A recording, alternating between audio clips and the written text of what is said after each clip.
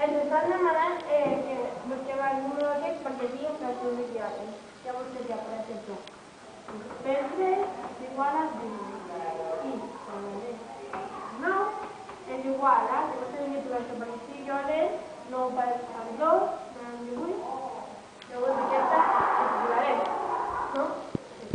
Llavors aquí seria 4, 10 és igual a 5 cuadradito igual a 3. El cuadradito es igual a...